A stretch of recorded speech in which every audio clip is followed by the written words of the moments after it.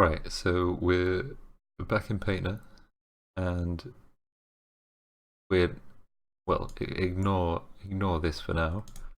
We're going to set up just a quick material, like bring in the procedural textures, and then just do a quick setup of that, so that we know what we're doing in that part.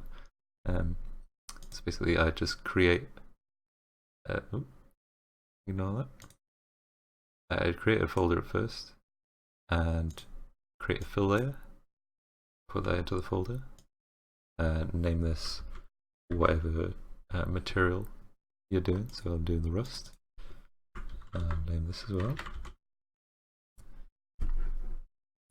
And then for this, what you'll want to do as well is in your channels, you probably won't have ambient occlusion there.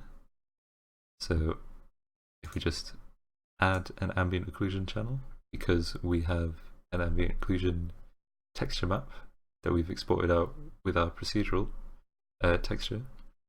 So what we're going to do now is plug in our textures, so our rust texture. We're just going to plug that in, base color,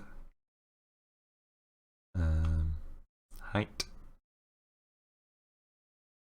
roughness, metallic. Now we're not going to plug in a normal because Substance Painter, it takes your height information and blends it into the normal. So it at the end when you export, it's going to export it's going to export normals as well from your height information. So if you were to add a normal map as well into your texture, it would multiply over each other, and it would just create a very intense normal map, and it would just look awful. So we're going to turn off the normal map, just have the height map, because there is no difference between the height and the normal, because our normal information has been extracted. Well, if you were creating it in Substance Designer, you would extract the normal information from the height, so it's wholly unnecessary here. And the ambient occlusion we plug in here. For the height, what we want to do is change the color space to linear. And yeah, for our texture set settings, we're going to want to have the normal mixing on combine.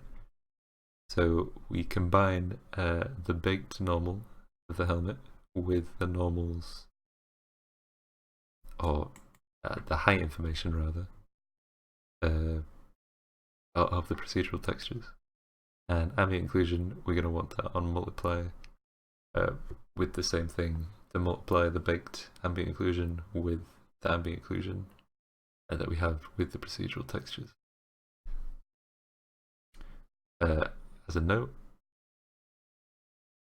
what we're going to want to do, note the UV scale here. Depending on what you want, how you want it, just set this to whatever you like.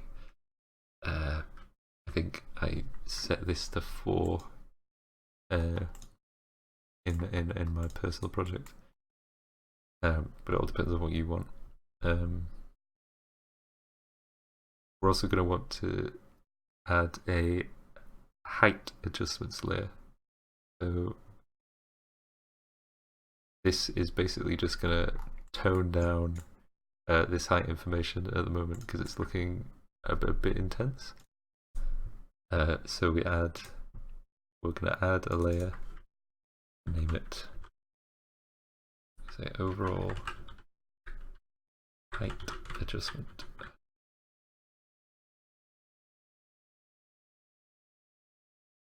We're going to add levels, that height.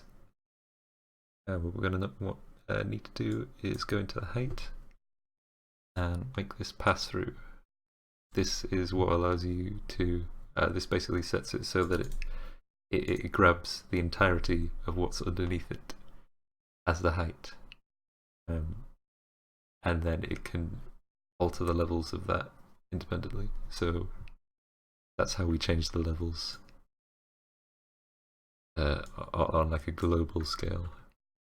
And with this, we can just turn down the height a bit, just so it looks a bit nicer, a bit more clear. It's not incredibly important at this stage, as there will be a lot of in the process. There will be going a lot of back and forth between tweaking different levels, so I wouldn't worry about it too much.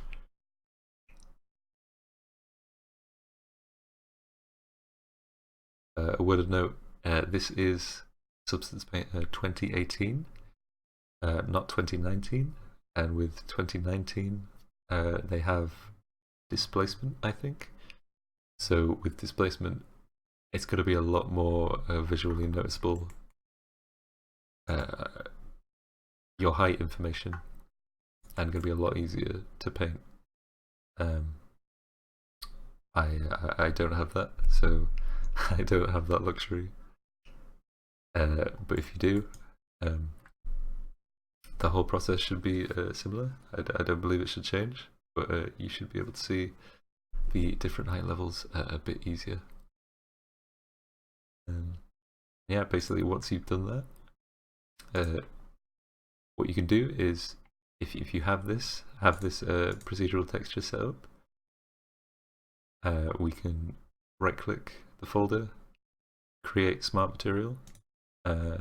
I've already done this. So if we scroll down, we can see I've already created a smart material here. If you right click, create smart material, you'll just put it down here. So in any project, you can just grab this material and whack it in.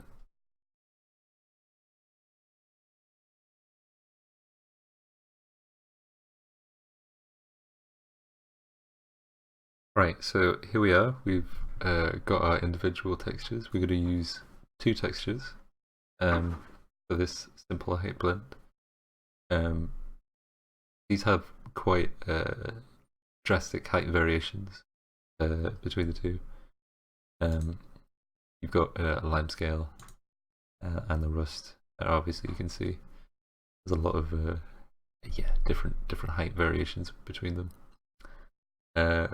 First, what we're going to do is we need to go into the height channels, and we need to change these from linear dodge to a normal, so that they don't multiply over the top of each other. You can see if I have this linear dodge, they multiply together, and we don't want that, because we're going to mask. We're going to use a height blend, and we're going to mask out areas, and obviously we don't want them multiplying over the top of each other. So once we've done that, we need to establish basically a top and a bottom. I do this. This works a bit counterintuitively.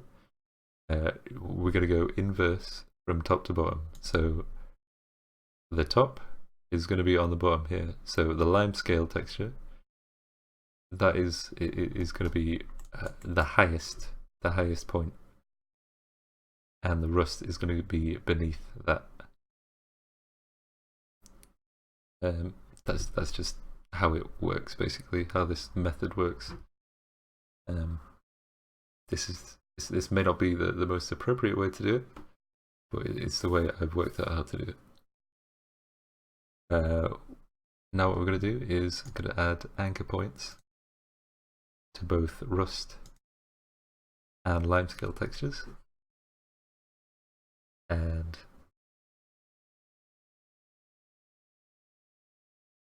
now we're going to add a mask to the rust. We're going to add a fill layer, a paint layer,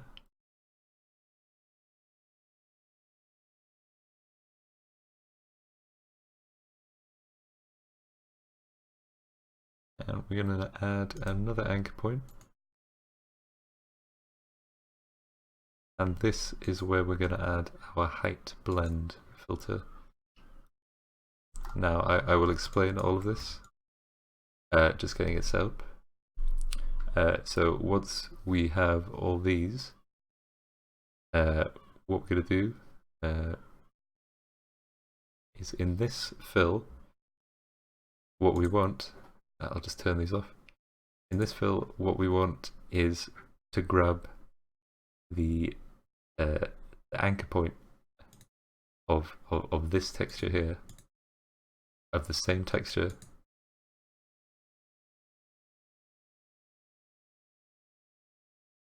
and we're going to add that and set that to the height. So we're grabbing the height information of that very same texture. This paint layer, we're going to set this to vivid light. Now different blend modes will have different effects. What this is basically doing is that this is how you're going to control the areas of the height blend where you paint in and paint out. So I'll demonstrate this in a bit. Hopefully this might sound a bit confusing now, but hopefully it'll make a bit more sense down the line.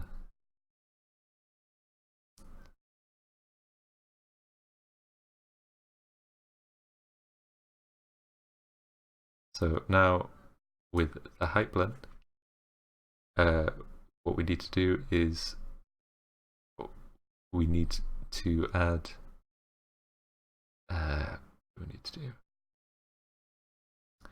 on our bottom layer, what we have is the lime scale. So that's going to be, well, essentially the top of the texture. That's on the bottom. I know it's counterintuitive, but just bear with me. So we're going to grab that anchor point that we created from earlier. Again, we're going to set it to the height. And, oh, apologies if you can hear my flatmate in the background. We're going to set the current height to this anchor point here. So I'll explain what we've done here. So now that you can see they're kind of blending together. It's not exactly what we want at the moment, but we'll come to that. What we're doing here is we've taken the height information of our rust texture and we are manipulating it by painting over it, essentially. And so we're making areas higher or lower, and that in turn is driving our height blend through this anchor point. So this grabs these two inputs and combines them together, and this is what drives the height blend. And this is the basic principle of how it's going to go work going forward. Again, it works very similarly when you get into the complex height blend.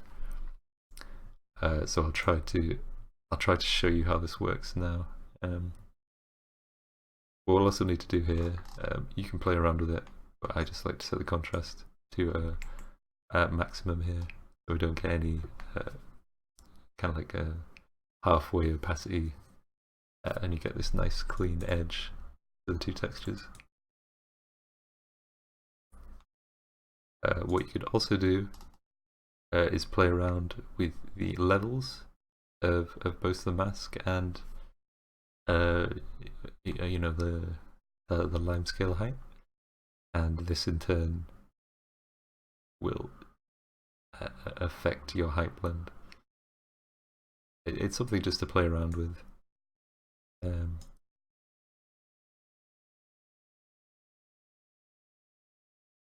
As you can see, what it's basically doing is you're pushing the whites of the rust mask upwards and making them higher, so we see less of the lime scale. Or we can push them the opposite way and do the opposite. And similarly with the lime scale, as we push the whites of the lime scale upwards, we're going to see less of the rust. And if we bring it down, we're going to see more, because the texture is going to get going to become darker. And this is where I say that there is often a lot of back and forth. So just note that going forward, you may need to tweak a lot of stuff to get things to look right. But next, if we go into the if we go into the actual control, the painting of the height blend, generally I set flow to quite low and the opacity a bit low. And again, you can tweak this, but here we can come in, and because we're painting white, we're bringing the rust texture higher in the blend. So if we paint it higher, it's going to mask out the lime scale texture below it. And similarly, if we switch to black, we're going to be able to lower the rust, and then that brings the lime scale forward in the texture. And now you can see now how you can end up building your textures and creating some really nice contrast, and really getting in here as well. And you can see here, you can see how the height blends really nicely with the flakes of the rust, and similarly with the different layers of the lime scale.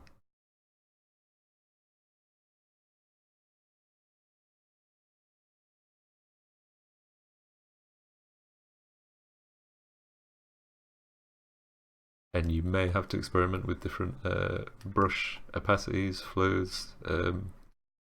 It all depends on your various height levels that you have in your texture, and so you may have to just tweak it constantly.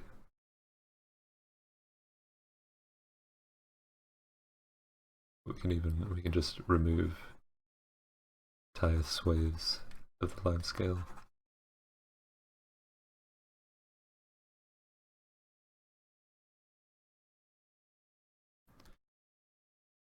And use your artistic eye, as it were, to you know, get some nice detail in there. Yeah, that's how it works.